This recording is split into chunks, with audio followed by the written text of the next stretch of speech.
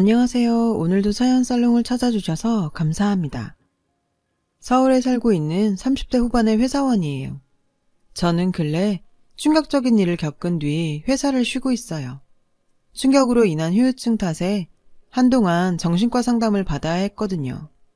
다행히 현재는 일상생활이 가능한 상태가 되었고 다 털고 새 출발을 하고 싶습니다. 저에게는 자매처럼 친한 친구가 있어요. 전 외동딸이라 부모님 사랑을 독차지하고 자랐지만 늘 가슴 한켠엔 형제 자매에 대한 부러움이 있었어요. 그래서 친구를 자매처럼 생각하게 됐죠. 저희 부모님은 두 분 모두 의사예요. 전공도 같으셔서 두 분이 함께 병원을 운영하고 계시죠. 덕분에 전 어려서부터 돈 걱정은 모르고 살았어요. 대신에 바쁜 부모님께선 저와 많은 시간을 보내주지 못했어요. 늘 병원 일로 눈코 뜰 새 없이 바쁘셨거든요. 그래서 전 외롭게 자라야 했죠. 제 친구는 저희 집에서 절 돌봐주시던 아줌마의 딸이었어요. 그 아줌마는 결혼 전에 보육원 교사를 했었는데 결혼하고 난 후에는 애가 생겨서 일을 관두셨다고 해요. 그래서 용돈벌이 삼아 아이들 돌보는 일을 하시는 거죠. 저 또한 그 중에 한 명이었고요. 아줌마는 자식이 셋이나 있는데 제 친구는 그 중에 막내딸이었어요. 저랑은 나이가 같아서 아줌마가 저희 집에 올 때는 항상 막내딸을 데리고 오셨죠. 그래서 전 아줌마네 막내딸과 거의 같이 컸다고 봐도 무방해요. 동네가 같다 보니 초등학교, 중학교, 고등학교까지 같이 나왔어요. 저희 부모님이랑 그 아줌마는 사이가 좋으셔서 제가 자란 후에도 저희 집에 자주 왕래하셨어요. 자연스레 아줌마의 막내딸은 저와 20년 지기 베스트 프렌드가 되었고요. 어려서부터 항상 같이 지내다 보니 언젠가부터 따로 노는 게 어색할 정도였죠. 놀러도 같이 다녔고요. 성격도 잘 맞아서 자매가 있다면 이런 느낌이 아닌가 생각하곤 했어요. 친구네 집은 저희 집처럼 풍족하지는 않았어요. 그렇다고 못 사는 집도 아니었고요. 자식이 셋인데다 할머니까지 모시고 살아서 생활이 빠듯한 것 같았어요. 그래서 저희 부모님은 제 친구까지 잘 챙겨주셨죠. 심지어 해외여행도 보내주셨어요. 윤정아, 진짜 부럽다. 부모님이 외국도 보내주시고. 난 미국 가는 건 꿈도 못 꾸는데. 제가 방학 동안 미국에 있는 친척집에 가게 되자 친구가 엄청 부러워했거든요. 그런 친구의 모습이 눈에 밟히셨는지 저희 부모님은 제 친구의 미국행 티켓도 함께 끊어주셨어요. 그래서 저와 친구는 방학 기간 동안 미국에서 함께 시간을 보낼 수 있었죠. 이외에도 저희 부모님은 친구를 볼 때마다 용돈도 챙겨주시고 크리스마스에는 제 친구 선물도 매년 잊지 않으셨죠. 애가 살갑고 애교가 많다면서 좋아하셨거든요. 전 무뚝뚝하고 말이 없는 편이에요. 그렇다고 제가 제 친구를 질투했던 건 아니에요. 오히려 그 반대였죠. 나와는 성격이 다른 친구가 부러웠고 친자매였으면 좋겠다고 늘 생각했어요. 그렇게 찰떡처럼 매일 붙어 다니던 저와 친구는 대학에 갈 때가 되자 조금씩 멀어지게 되었어요. 저는 서울에 있는 명문대에 들어갔고 친구는 지방대학에 들어갔거든요. 그렇게 저와 친구는 4년 동안 떨어져 지내게 됐어요. 방학 동안 가끔 만나서 놀기는 했지만 예전처럼 같이 어울려 다니진 못했죠. 대학 4년이 정말 쏜살처럼 빠르더라고요. 저는 학부를 졸업하자마자 대학원에서 석사 준비를 했어요. 그 사이 친구는 휴학을 하곤 학원에 다니며 미용사 자격증을 땄어요. 나중에 네일아트샵을 할 거라면서요. 전 대학원에서 남편을 만났어요. 남편은 꽤 유복한 가정에서 자란 외동아들이었지만 행동이나 말투가 바른 사람이었죠. 공통점이 많아서인가 우린 처음부터 서로 잘 맞았어요. 만난 지 몇 달 안 돼서부터 우리는 서로를 결혼 상대자로 생각했던 것 같아요. 그리고 6개월간의 연애 끝에 결혼을 하게 되었죠. 결혼식은 서울 시내에 있는 인류 호텔에서 올렸고요. 남편과 전 소박한 결혼식을 원했지만 양가 부모님 모두 자식의 하나뿐이라서 결혼식만큼은 성대하게 치러주고 싶어 하셨어요. 그래서 부모님 뜻을 따르게 됐고요. 우리 부부는 둘 다 워커홀릭이라서 아이를 갖는 것보다는 솔직히 일이 먼저였어요. 그래서 자연스럽게 아이는 미룰 수 있는 만큼 미루고 낳기로 합의를 봤었고요. 우린 아이 때문에 일적으로 피해를 보고 싶진 않았거든요. 저나 남편이나 일에 욕심이 좀 많은 편이라서요. 결혼 생활은 타협과 양보가 필요한 건데 그땐 그걸 몰랐었죠. 결혼 생활은 큰 문제 없이 무탈하게 흘러갔어요. 종종 사소한 문제로 말다툼을 벌이긴 했지만 냉전이 그리 오래가진 않았죠. 그 정도는 다들 싸우고 살잖아요. 그러던 어느 날 아이가 생겨버렸어요. 계획했던 게 아니라 정말 의도치 않게 임신을 한 거였죠. 솔직히 저는 기쁘다기보다는 충격적이고 당황스러웠어요. 분명 날짜 계산을 잘 했다고 생각했는데 뭔가 착오가 있었나 봐요. 하지만 어쩌겠어요. 이미 엎질러진 걸. 예상 못했다고 생긴 애를 지울 수도 없는 일이잖아요. 그런 저와는 달리 남편은 무척 좋아했죠. 그동안 말은 안 했지만 내심 아이를 기다려온 것 같았어요. 하지만 전 일을 쉬어야 한다는 생각에 걱정과 한숨만 늘어갔어요. 결국 저는 만삭 직전까지 근무를 했어요. 주위에서는 그런 저를 보고는 독하다는 소리를 좀 했지만 그러려니 하고 넘겼죠. 그리고 감사하게도 자연분만을 통해 무탈하게 예쁜 딸을 얻을 수 있었어요. 낳고 보니 천사가 따로 없더라고요. 왜 부모님이 자식 낳아보면 세상이 달라진다고 하셨는지 알 수 있었죠. 그런데 문제가 생겼어요. 아이를 낳고 복직할 시기가 됐는데 아이를 맡길 곳을 구하지 못했거든요. 양가 부모님들은 아직까지 현업에 계셨기 때문에 부탁드릴 수도 없었죠. 할 수 없이 베이비시터를 고용하는 수밖에 없었어요. 하지만 생판 모르는 사람한테 내 애를 맡기는 게 겁이 나더라고요. 남편은 저보고 차라리 육아휴직을 연장하는 게 어떻겠냐고 하더군요. 솔직히 전 그 말에 화가 났어요. 요즘은 남자들도 육아휴직을 많이 하던데 본인이 휴직할 생각은 안 하고 저한테만 휴직을 권하니 얄밉더라고요. 그래서 전 결혼하고 처음으로 남편한테 크게 화를 냈어요. 자기는 어떻게 나보고 회사를 더 쉬란 소리를 해? 내 커리어는 생각 안 해? 차라리 당신이 육아휴직을 내지 그래. 왜? 눈치 보여서 못하겠어? 똑같은 부모인데 왜 나한테만 강요해? 저라고 내 배 아파 낳은 예쁜 딸을 남의 손에 맡기고 싶겠어요? 솔직히 육아휴직 연장하고 싶죠. 하지만 회사에서 애 낳고 휴직하는 선배들 보니 어지간히 눈치를 봤더라고요. 공백이 길어지면 길어질수록 복귀 후 회사에서 차별도 많이 받았고요. 전 빨리 승진도 하고 싶고 가능하다면 임원 자리까지 오르고 싶었거든요. 그런 저에게 휴직은 독이었죠. 결국 전 어릴 때 저를 돌봐주셨던 친구 어머니한테 연락을 드렸어요. 연세가 있으셔서 혹시나 하고 연락을 드린 거였지만 예상대로 거절을 하시니 좀 난감하더라고요. 내가 다른 사람도 아니고 네 부탁인데 웬만하면 들어주고 싶지. 근데 관절 수술을 한 지 얼마 안 돼서 아직은 움직이기가 그렇구나. 그나저나 어떡하니?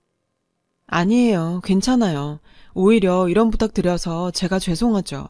그럼 몸조리 잘하세요, 아주머니. 그런데 그렇게 이러지도 저러지도 못하던 차에 행운이 찾아왔지 뭐예요. 글쎄 제 친구가 아줌마 대신에 제 딸을 봐주겠다지 뭐예요. 엄마한테 얘기 들었다면서요. 저는 친구한테 고마우면서도 한편으론 무척 미안한 마음이 들었어요. 당시 친구는 네일샵 창업을 위해 가게 자리를 보러 다니던 중이었거든요.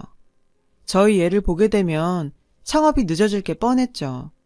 그런데도 친구는 제 사정을 먼저 봐준 거였죠. 우리가 그냥 친구 사이니? 가족이랑 다름없잖아. 나도 네 딸을 친조카라고 생각하는걸. 그러니까 너무 고마워할 거 없어. 마음 편히 회사에 복귀해. 전 친구의 말에 감동해서 펑펑 울었어요. 그동안 정말 마음을 졸였었거든요. 솔직히 누가 이렇게 해주겠어요. 친형제라도 힘든 일이죠. 그래서 더더욱 친구한테 고마웠어요. 전 친구한테 평일 8시부터 오후 5시까지 제 딸을 부탁했어요. 사실상 거의 하루 종일이었죠. 대신 보수는 넉넉히 약속했어요. 하지만 친구는 돈은 안 받겠다더군요. 그래도 어떻게 그래요. 그래서 전 안 그러면 내가 미안해서 애 못 맡긴다고 그냥 받아달라고 했어요. 무엇보다 가까운 사이일수록 돈 문제는 확실해야 한다고 생각하거든요. 그런데 생각지 못한 문제가 있었어요. 친구 집에서 저희 집까지 승용차로 2시간 가까이 걸린다는 거였죠. 차가 없는 친구는 대중교통을 이용해 오가야 했죠. 굳은 날엔 더 걸렸고요. 첫 한 달 동안 친구는 왕복 3시간 넘게 지하철과 버스를 타고 저희 집을 오갔어요. 그러는 바람에 친구는 파김치가 되었죠. 이렇게는 안 되겠다 싶더라고요. 그러자 남편은 차라리 제 친구를 입주 베이비시터로 들이자는 제안을 했어요. 사실 저도 그러고 싶었지만 남편이 불편할까봐 말도 못하고 있었거든요. 그런데 먼저 얘기를 꺼내주니 고마웠죠. 하지만 친구는 완강히 거절했어요. 아무리 그래도 젊은 부부가 사는데 피해를 줄 수는 없다면서요. 하지만 저희 끈질긴 설득 끝에 친구는 저희 집으로 들어오기로 했어요. 다행히 집에 안 쓰는 서재가 있어서 그 방을 리모델링해 친구한테 내어주기로 했어요. 제가 회사 동료한테 이 얘기를 했더니 걱정을 많이 하더라고요. 아무리 친구 사이라지만 젊은 여자가 베이비시터로 상주하는 건 좀 찜찜하지 않겠냐고요. 영화나 드라마를 보면 종종 그런 상황에 문제가 생기더라고 말이죠. 전 그 말에 웃음이 났어요. 다른 사람도 아니고 친자매나 다름없는 제 친구랑 남편이 그럴 리 없다고 생각했으니까요. 오히려 그런 생각을 하는 사람이 이상한 거라고 생각했죠. 그렇게 저는 친구 덕분에 무사히 복직할 수 있었어요. 그리고 제 일상은 확연히 달라졌어요. 제 친구는 아이를 돌보는 것뿐만 아니라 살림 솜씨도 좋았거든요. 저희 부부가 퇴근해 집에 돌아오면 늘 눈앞에 진수성찬이 펼쳐졌어요. 애 보느라 힘들 텐데 이러지 말라고 해도 자기가 먹고 싶어 한 거라며 마음 쓰지 말라고 하더군요. 저와 남편은 원래 밥을 잘 안 해 먹어요. 백화점에서 반찬을 사 먹거나 배달을 시켜 먹거든요. 그런데 갓 지은 밥에 따끈한 음식을 먹게 되니 솔직히 행복하더라고요. 게다가 친구는 음식 솜씨가 좋아서 밑반찬은 물론 갈비찜이나 생선조림도 맛깔나게 만들었죠. 딸아이의 이유식과 간식도 직접 만들어 먹였고요. 아줌마가 음식 솜씨가 참 좋으셨는데 친구가 그 손맛을 그대로 닮았더군요. 그렇게 저와 남편은 퇴근하면 자연스레 저녁 식탁에 앉아 친구가 해주는 밥을 먹게 되었어요. 친구와 평생 살고 싶다는 생각이 들 정도로 만족스러운 생활이 이어졌어요. 남편도 친구에게 무척 고마워했고요. 이 소식을 들은 부모님은 고맙다며 친구한테 명품백을 사주셨어요. 친구는 몇 번 사양하더니 은근 좋아하며 받더라고요. 그게 한정판인데다가 돈이 있어도 몇 달을 기다려야 살 수 있는 백이었거든요. 엄마가 친구를 위해 힘 좀 쓰신 거죠. 그런데 이상하게도 그 즈음부터 저와 남편 사이가 멀어지기 시작했어요. 남편과의 대화 시간도 줄어들었고 일상적인 대화를 해도 더 이상 이어지지 않고 뚝뚝 끊겼죠. 의도적으로 절 피하는 것 같기도 했고요. 전 이 얘기를 친구한테 했어요. 그러자 친구가 너무 걱정 말라더군요. 원래 여자가 애를 낳으면 남편들이 아내한테 겁을 낸다나요? 그게 무슨 소리야? 부인이 자기 애를 낳았는데 남편이 왜 겁을 내? 나도 잘 모르겠지만 남편한테도 적응할 시간이 필요하겠지. 깊게 생각하지 마. 전 친구의 말이 이해가 되지 않았어요. 하지만 확실히 애가 생기고 나서 예전에 비해 우리 부부의 생활은 많이 변했어요. 전에는 둘이서 분위기 좋은 레스토랑도 가고 데이트도 종종 했는데 이제는 아이가 주가 돼버렸거든요. 당연한 거지만요. 생각해보면 제 자신도 많이 변했고요. 일단 외형적으로 살이 좀 쪘고 외모에도 전보다 신경을 덜 쓰게 되었죠. 거울 속에 비친 제 자신을 보니 제가 아닌 것 같더라고요. 그동안 절 돌보지 않은 티가 많이 났죠. 그래서 관리를 하기로 마음 먹었어요. 1:1 필라테스 수업을 등록했고 피부과 이용권도 구매했어요. 샵에 들러 염색도 하고 파마도 했고요. 돈이 없는 것도 아닌데 이 간단한 걸 왜 안 하고 살았나 싶더군요. 회사에서는 제가 금세 예전 모습으로 돌아왔다며 칭찬 일색이었어요. 그런데도 남편과의 관계는 좀처럼 나아지지 않았죠. 내가 뭘 잘못한 건지 아무리 생각해도 모르겠더라고요. 그러다 혹시 아들이 아닌 딸을 낳아서 그런 건가 싶기도 했죠. 하지만 그것도 아닌 것 같았어요. 남편은 딸이라면 꿈뻑 죽었거든요. 퇴근할 때마다 크든 작든 딸아이 선물을 사들고 올 정도로요. 가정적이고 자상한 아빠였죠. 남편이 잠든 사이 전 친구와 함께 와인을 한잔 했어요. 고민도 얘기할 겸 해서요. 남편한테 다른 여자가 생긴 거 아닐까? 그게 무슨 소리니? 네 남편처럼 가정적인 남자가 어디 있다고. 제가 남편이 바람을 피는 것 같다고 하자 친구가 정색을 하더라고요. 마치 제가 남편을 음해하는 사람처럼 느껴질 정도로요. 앞으로는 친구 앞에서 남편 욕은 하지 말아야겠다 생각했죠. 따지고 보면 친구는 제 딸의 양육을 위해 이 집에 있는 건데 제 푸념만 늘어놓은 것 같아서 미안하기도 했고요. 미안해. 이제 그런 말 안 할게. 근데 네일샵 매장 알아보는 건 잘 돼가? 응, 알아보고 있긴 한데 보증금이 싼 데를 찾다 보니 월세가 좀 비싸더라고. 보증금이 많이 부족해? 한 1억 정도? 그 정도 있으면 확실히 월세 부담이 덜하긴 하겠더라고. 1억이면 확실히 부담스러운 금액이긴 했어요. 하지만 그 돈이 사라지는 것도 아니고 보증금으로 남는 돈이잖아요. 나중에 다시 받을 수도 있는 돈이니까 부모님께 부탁을 해보자 생각했어요. 다행히 부모님께선 친구에게 돈을 빌려주시겠다고 하셨어요. 다만 금액이 크니 계약서를 쓰는 게 낫겠다고 하시더군요. 전 어떻게 가족 같은 친구한테 그러냐고 했고요. 윤정아, 아무리 가까운 사이라도 돈 관계는 깔끔해야 오래가는 거야.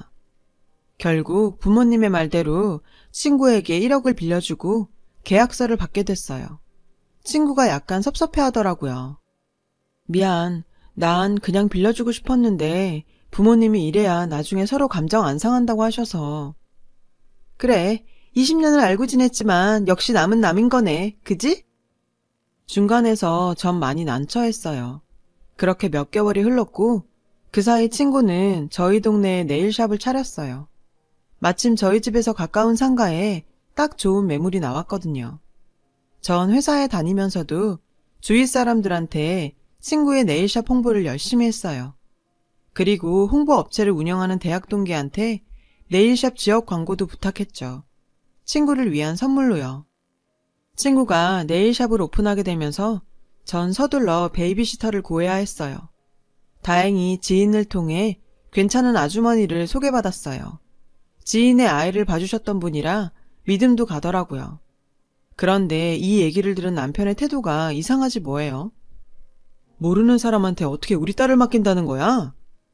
자격증도 있는데 뭐가 문제야? 그때였죠. 친구가 그러더군요. 직원 두고 하는 거라서 애 보는 건 계속 할 수 있어. 게다가 샵 근처에 집도 구해야 하는데 마땅히 지낼 곳도 없고.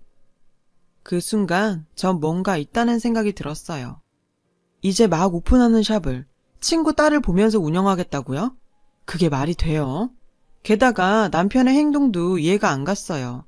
아무래도 남편과 제 친구가 저 몰래 숨기는 게 있는 것 같았죠. 생각해보니 그동안 남편과 제 친구는 단 둘이 마트에 장을 보러 가는 경우도 많았고 제가 야근을 할 때면 둘이서 술을 마시는 날도 있었거든요. 사이가 좋아서 그런 거라 생각했는데 이제 보니 모든 게 의심스럽더라고요. 전 그날 밤 쉽게 잠들지 못했어요. 한 새벽 1시쯤 되었을까요? 남편이 침대에서 일어났어요. 그리고는 제가 자나 확인하려고 손을 제 눈앞에 갖다 댔죠. 반응이 없자 남편은 조심스레 거실로 나갔어요. 전 그런 남편 뒤를 쫓았어요. 집안은 온통 캄캄했고 남편은 보이지 않았죠. 그때 희미한 말소리가 들렸어요. 친구의 방에서요. 전 소리 죽여 친구의 방 쪽으로 갔어요. 안에서 남편과 친구 목소리가 들렸죠. 미쳤어? 들키면 어쩌려고? 자는 거 확인했어. 하마처럼 쿨쿨 자더라. 맙소사. 남편과 제 친구는 제가 방문 앞에 서 있는지도 모르고 안에서 관계를 갖고 있었어요. 전 방으로 돌아와 이불을 뒤집어 쓰고 소리 없이 눈물을 펑펑 쏟았죠. 20년 지기 친구와 남편이 그런 사이라니. 게다가 제가 버젓이 있는 집에서 그런 짓까지 벌였다는 게 도저히 용서가 안 됐어요. 다음날 전 회사에 휴가를 냈어요. 그리고 전자상가에 들러 녹음기와 소형 카메라를 여러 개 구입했어요. 그리고는 퇴근 시간에 맞춰 집에 돌아왔죠. 저는 태어난 척 친구한테 옷이라도 사입으라고 상품권을 주었어요. 친구는 상품권을 들고 바로 쇼핑을 하러 가더군요. 그 사이 전 집안 곳곳에 소형 카메라를 설치했어요. 그리고 일주일 뒤 전 차 안에 앉아 녹화된 영상을 확인했죠.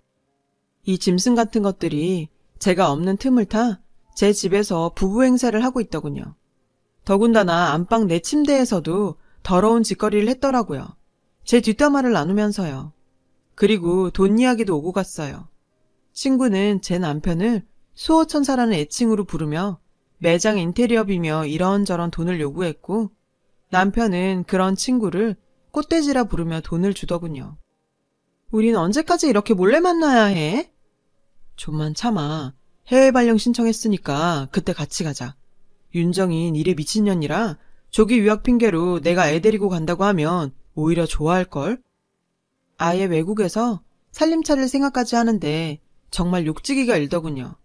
게다가 내 딸까지 지들 더러운 짓거리에 이용하려 들다니 용서가 안 됐어요. 두 년놈을 갈기갈기 찢어 죽이고 싶었죠. 전 이 영상을 어떻게 활용해야 좋을지 고민했어요. 그러다 좋은 아이디어가 떠올랐죠. 전 디데이를 기다리며 남몰래 준비를 해나갔어요. 드디어 딸아이 돌잔치 날이 됐어요. 일찌감치 남편한테 말해서 남편 회사 사람들과 시부모님 지인들을 잔뜩 초대했죠. 하지만 친정 부모님과 제 지인들은 부르지 않았어요. 친구는 제 딸의 돌잔치를 자기 일처럼 나서서 진행하더군요. 잠시 뒤 자기한테 어떤 일이 일어날지도 모르는 채로요. 그때 친구네 가족들이 도착했어요. 제가 모두 초대했거든요. 친구는 본인이 이 자리의 주인공이냐 새 신부처럼 화사하게 차려입었더군요. 절 잘 모르는 남편의 회사 사람들은 친구가 남편 와이프인 줄 알고 인사할 정도였어요. 드디어 딸아이의 성장 과정을 담은 동영상을 상영하는 시간이 됐어요. 전 준비한 USB를 업체 직원에게 넘겨주었죠. 그리고 동영상이 상영되자 식장은 아수라장이 됐어요. 스크린에서 남편과 친구가 알몸으로 제 방 침대에서 더러운 짓거리를 벌이는 게 고스란히 흘러나왔거든요. 제 친구는 비명을 질렀고 남편은 영상을 끄려고 허겁지겁이었죠. 다행히 남편은 영사 기계를 강제로 껐지만 이미 모든 사람들이 다 본 뒤였죠. 남편의 회사 사람들이 수군댔어요. 시부모님은 남편에게 달려가 이게 무슨 일이냐고 성을 내셨죠. 너 설마 니네 애를 봐주던 저 여자랑 바람난 거냐? 그런 거야? 엄마, 그게 아니라 내가 당한 거야. 저 꽃뱀이 날 꼬셔서 그런 거라고. 남편은 궁지에 몰리자 친구를 꽃뱀으로 몰더군요. 뭐? 네가 먼저 꼬셨잖아. 니네 마누라 답답하고 재미없다고. 그때였죠. 누군가 달려들어 짝 소리가 나게 친구의 뺨을 쳤어요. 다름 아닌 친구의 엄마였죠. 내가 널 그렇게 키웠니? 어떻게 인겁을 쓰고 이런 짓을 할 수가 있어? 어? 이게 누구 때문인데? 그러게 엄마 왜 없는 형편에 애는 줄줄이 싸질렀어. 내가 이렇게 된 건 다 엄마 때문이라고. 제 친구의 막대먹은 말에 친구의 어머니는 쓰러지셨어요. 그 바람에 구급차가 출동했고 제 딸의 돌잔치는 그렇게 난장판이 되었어요. 딸애한테 미안했지만 제 작전은 성공이었죠. 전 딸을 데리고 친정으로 갔어요. 부모님은 제게 아무것도 묻지 않으셨죠. 대신 대형 로펌의 이혼 변호사를 선임해 주셨어요. 다음 날 시어머니한테 전화가 왔어요. 못난 아들이지만 한 번만 봐주면 안 되겠냐고 부탁하시더군요. 저는 딱 잘라 거절했어요. 저와 제 딸을 기망한 두 인간을 절대로 용서할 수 없다고요. 그리고 그런 부도덕한 인간한테 내 딸을 맡길 수 없으니 양육권과 친권 모두 내가 갖고 이혼하겠다고 했죠. 시어머니가 친권은 안 된다고 하시길래 제 변호사랑 상의하라고 전화를 끊었어요. 이후 엄마는 친구한테 빌려준 1억을 되돌려 받았죠. 친구가 유흥비로 다 써버려서 친구 엄마가 대신 갚아주었죠. 살던 집을 팔아서요. 남편은 이번 일이 회사에 소문이 나서 자의 반 타의 반으로 퇴사를 했다고 하더군요. 원래는 지방으로 발령이 났는데 자긴 그런 데서 못 산다고 사표를 냈다나요. 정신 차리려면 아직 멀었죠. 그리고 전 회사에 육아휴직계를 냈어요. 승진보다 중요한 건 제 딸이라는 걸 뒤늦게 깨달았거든요. 많은 것을 욕심내다간 모든 것을 잃을 수 있다는 것도 알게 되었으니까요. 조금 일찍 알았다면 좋았을 텐데 말이죠. 현재 남편과 살던 집은 처분하고 딸아이와 함께 부모님의 집에 들어와 살고 있어요. 부모님께는 많이 죄송하더라고요. 다 큰 딸이 심려를 끼쳐드리게 돼서요.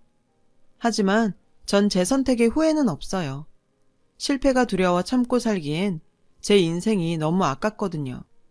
제 딸의 미래를 위해서라도 이게 최선인 것 같아요. 앞으론 제 손으로 딸아이를 키워가며 행복한 가정을 만들어 보려고 해요. 제 긴 사연 들어주셔서 감사드려요. 여러분, 사연 댓글에 응원과 현명한 조언 부탁드려요. 좋아요와 구독은 저에게 큰 힘이 됩니다. 오늘도 좋은 일 가득하세요.